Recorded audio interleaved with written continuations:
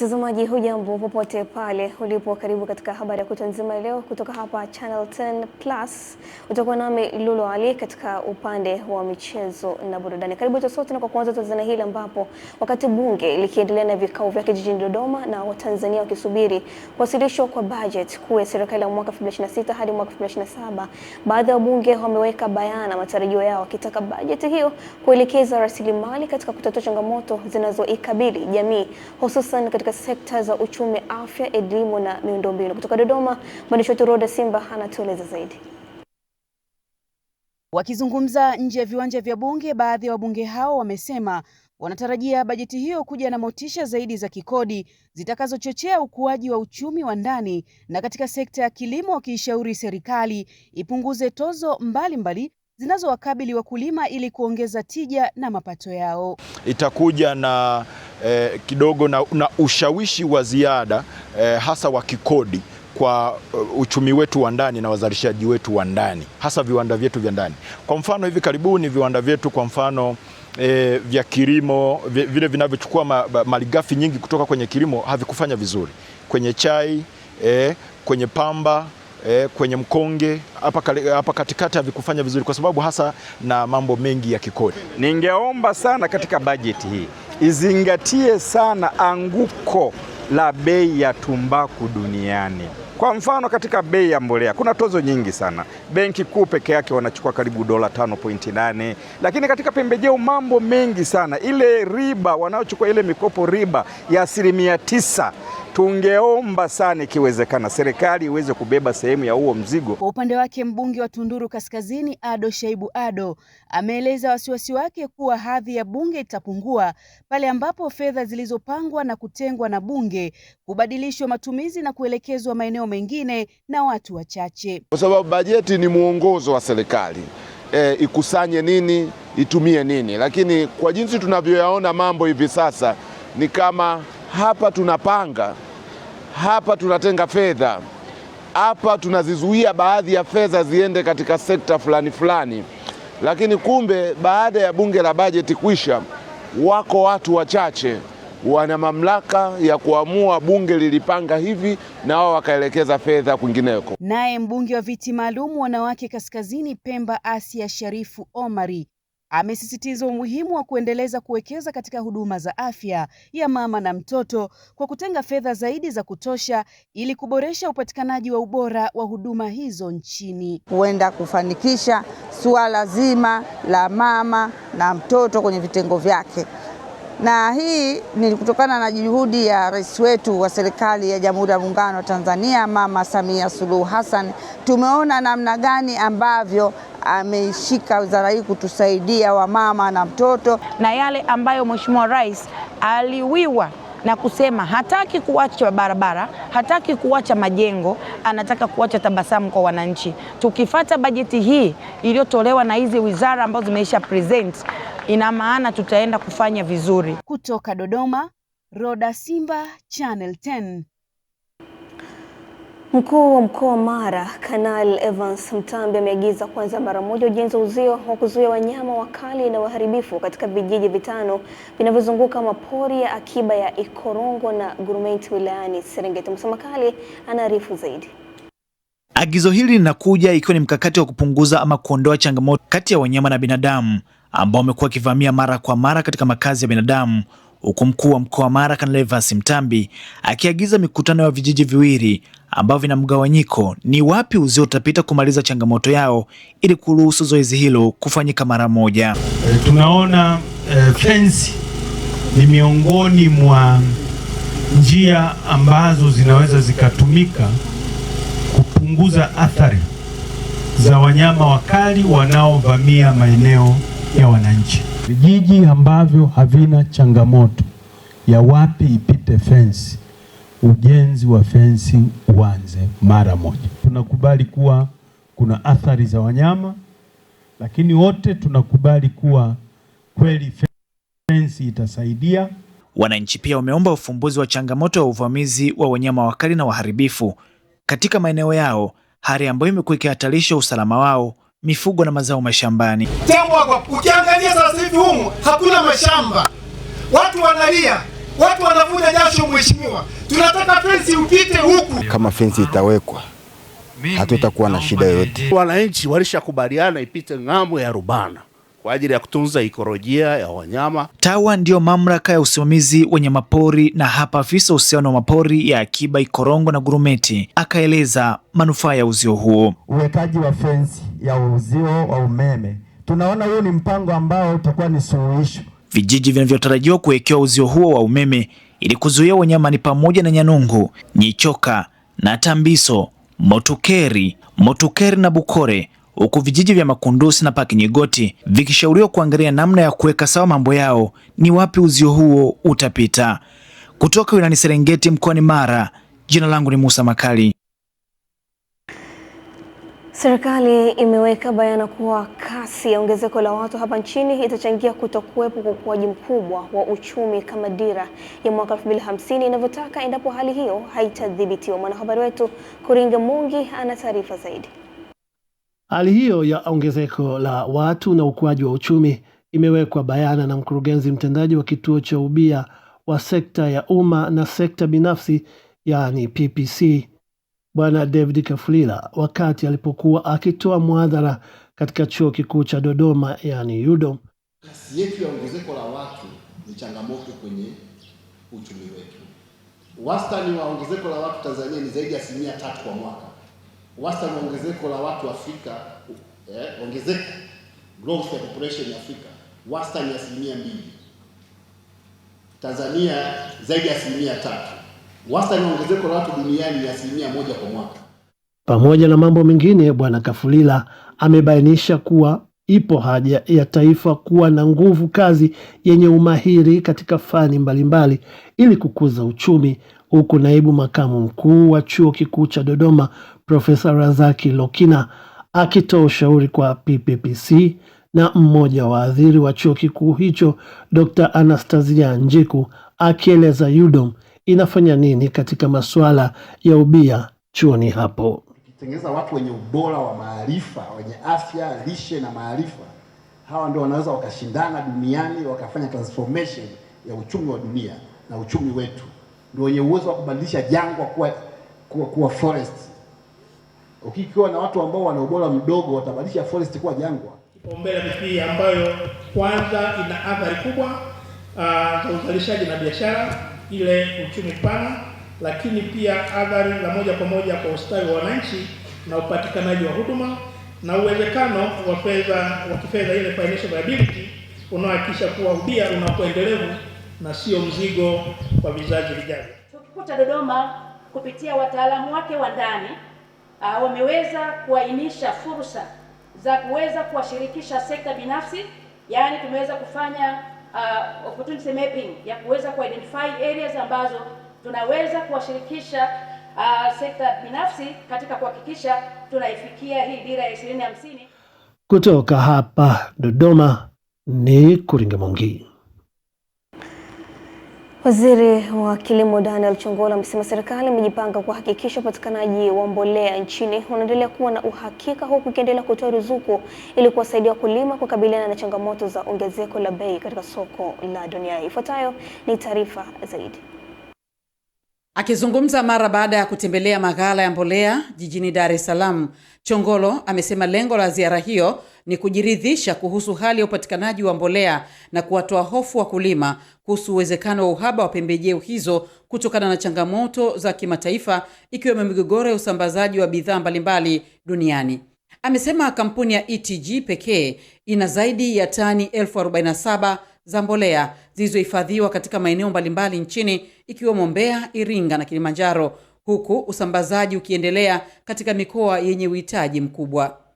Hapa huyu ni mwagizaji mmoja, tuna waagizaji zaidi ya 17, 18 ambao wanaagiza nchini, ambako kote tukienda tutaona stock ambazo wanazo, kuonyesha kwamba kwa uhakika kabisa mbolea ipo nchini. Lakini lingine ambalo nalo ni muhimu ni kuwaomba wakulima wetu wawe watulivu. Tayari sasa hivi wizara tumepeleka timu. Mkurugenzi mtendaji wa mamlaka ya udhibiti wa mbolea Tanzania TFRI, Joel Laurent, Amesema kwa sasa kuna tani karibu 100,000 za mbolea zilizopo nchini, huku mpango wa kuingiza tani nyingine takriban 320,000 ukiwa umeandaliwa kwa kipindi cha Julai hadi Septemba mwaka huu. Na sisi kama mamlaka ya udhibiti wa mbolea Tanzania tutahakikisha tunasimamia kuhakikisha kwamba wale waagizaji na wazalishaji ambao wamepanga kuleta au kuzalisha wanafanya hivyo, ili tuweze kuhakikisha mbolea zinapatikana kabla ya msimu kuanza, ambao msimu inaanza zaidi mwezi wa 9 mpaka mwezi wa 11. Kutoka Dar es Salaam, Beatrice Eric, Channel 10. Haya, mtazamaji, Mahakama Kuu ya Kenya imesimamisha kwa wiki 3 zaidi mpango wa kujenga kituo cha karantini ya Ebola kilichopendekezwa na Marekani, ikiwa ni kauli iliyotolewa na Jaji Patricia Nyaundi mjini Nanyuki. Hadi kesi itakapomalizika ndipo kitajengwa. Jaji Nyaundi ameamuru serikali kuweka wazi makubaliano yote na taratibu za uendeshaji zinazohusiana na kituo hicho ndani ya siku 7, na akapanga usikilizwaji unaofuata wa kesi hiyo kufanyika Juni 23 mwaka huu, mwaka 2026. Afisa mmoja utawala wa Marekani alizungumza kwa sharti la kutotajwa jina, ameliambia shirika la habari la Reuters kwamba wako katika mawasiliano na mamlaka ya Kenya na wana matumaini kwamba wanaweza kutatua pingamizi zilizotolewa. Serikali imeendelea kuimarisha huduma za afya wilayani Nyang'hwale mkoani Geita baada ya kutoa shilingi milioni 250 kwa ajili ya ujenzi wa mradi wa kituo cha afya katika kata ya Busolwa unaotarajiwa kuondoa changamoto ya wananchi kusafiri umbali mrefu kufuata huduma za afya katika vijiji jirani. Taarifa zaidi na Mrisho Sadik.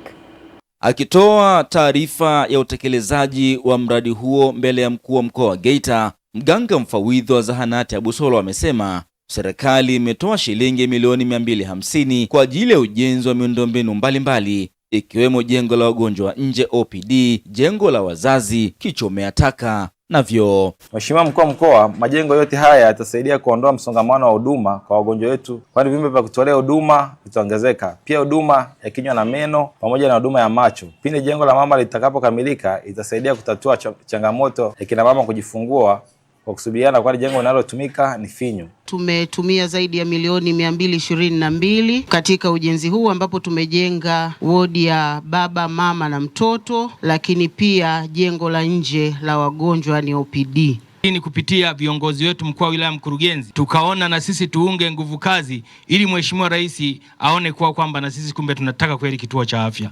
Wakati wa ukaguzi wa maendeleo ya mradi huo, mkuu wa mkoa wa Geita Martin Shigela amesema kuwa mara baada ya kituo hicho kukamilika na kuanza kutoa huduma, serikali itapeleka vifaa tiba muhimu pamoja na watumishi wa afya ili kuhakikisha huduma zinapatikana kwa ufanisi. Nataka niwahakikisheni, tunaanza safari ya kupanua zahanati yetu kwa kituo cha afya. Serikali ya Rais Samia italeta vifaa tiba na madaktari na watumishi na wauguzi kwa ajili ya huduma kwenye kituo chetu cha afya. Kwa sasa tunashukuru sana Mama Samia kutuletea kituo cha afya. Wakina mama tutakuwa tunazalia hapa. Faida yetu operation tutakuwa tunaipata hapa, sio kusubiria mpaka tuende Nyang'hurukuru au Kagunga. Wanatoka hapa wanaenda kuhudumiwa kituo kingine Nyang'hwale, pengine Kagunga. Lakini hiki kituo cha afya kikikamilika kitatoa huduma kwa karibu zaidi. Kutoka Geita, mimi ni Mrisho Sadik. Naam, serikali imeanza kutekeleza mradi wa kusambaza mabomba ya maji kutoka tenki kuu la Muungano lililopo wilaya Urambo kwenda katikati ya mji kupitia mradi wa maji wa miji 28, hatua inalenga kuboresha upatikanaji wa huduma za maji kwa wakazi wa eneo hilo. Adela Moses kutoka mkoani Tabora anatueleza zaidi. Fedha za Mheshimiwa Waziri zilizoahidiwa zimefika na mabomba tayari yameshafika site. Utekelezaji wa mradi huo ni ahadi iliyotimizwa na Waziri wa Maji Mheshimiwa Juma Aweso, ambaye aliahidi kutoa fedha kiasi cha shilingi milioni 500 ili kukamilisha mradi huo wakati ya ziara yake ya kikazi wilayani hapa Februari 7 mwaka 2026. Na hapa meneja wa mamlaka ya maji safi na usafi wa mazingira mjini Tabora kanda ya Urambo Peter Kisasi anatoa taarifa ya mradi huo. Mradi huu hadi kukamilika kwake unakadiriwa kutumia kiasi cha shilingi milioni 906 na laki mbili. Kukamilika kwa mradi huu kutaleta faida ya kimapinduzi katika sekta ya maji wilayani Urambo, kwa wakazi wake kupata maji toshelezi na yasiyo na chumvi. Tangu kuanza kwa utekelezaji wa mradi huu hadi sasa umeshakamilika kwa 28.14%. Hii kazi ambayo tumeianza ya kulaza mabomba ni kazi ambayo serikali imeelekeza kwamba itekelezwe Urambo. Imetoa fedha, na kwa hiyo wananchi wa Urambo wajitokeze kushiriki kwenye kazi zinazofanyika Urambo. Kwa upande wake, mkuu wa wilaya ya Urambo Dr. Hamisi Mkanach akiwa katika uzinduzi wa zoezi la utekelezaji wa mradi anatoa kauli ya serikali, huku wakazi wa wilaya hiyo wakieleza faraja yao. Hatutakaa tusubiri tarehe 30 ya mwezi wa 7. Hamu yangu mimi mwezi huu wa 6 tuyaone maji kwenye matenki yetu la Bomani kuanzia kesho. Nguvu kazi ya vijana wetu wa jeshi la akiba iende site. Nguvu kazi ya majeshi yetu ya magereza iende site. Hamu yetu tulimalize hili ndani ya muda mfupi unaowezekana. Mheshimiwa, tunanunua ndoo mpaka inafika shilingi 500. Kwa hiyo napoona serikali imetujali kwa shida kubwa kama hii, jamani, tumpigie Dr. Samia na serikali yake makofi. Mimi kama mama ambaye nilikuwa na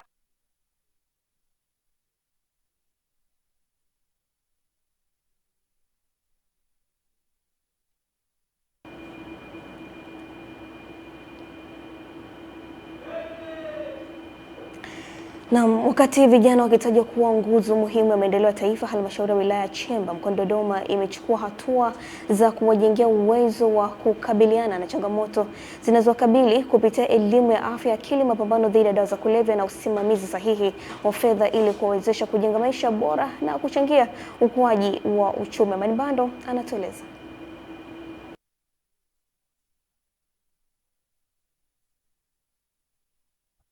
Akizungumza wakati wa ufunguzi wa jukwaa hilo, mkuu wa wilaya ya Chemba Halima Okash amesisitiza kuwa vijana ndio nguvu kazi kubwa ya taifa, hivyo kuna umuhimu wa kuwajengea uwezo wa kukabiliana na changamoto zinazoweza kuathiri maendeleo yao binafsi na jamii inayowazunguka.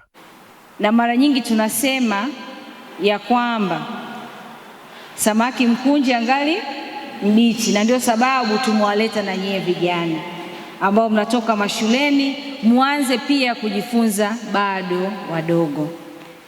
Vijana hao wameelezwa madhara ya kujiingiza katika matumizi ya dawa za kulevya, umuhimu wa kulinda afya ya akili, fursa za kiuchumi na matumizi sahihi ya fedha kutoka kwa wawezeshaji wa jukwaa hilo. Vijana na wao wanajiaminisha kwamba nikivuta bangi basi nitafanyeje, nitasoma sana. Sio kweli. Matokeo yake unaweza ukatumia, usifanye kazi na usisome.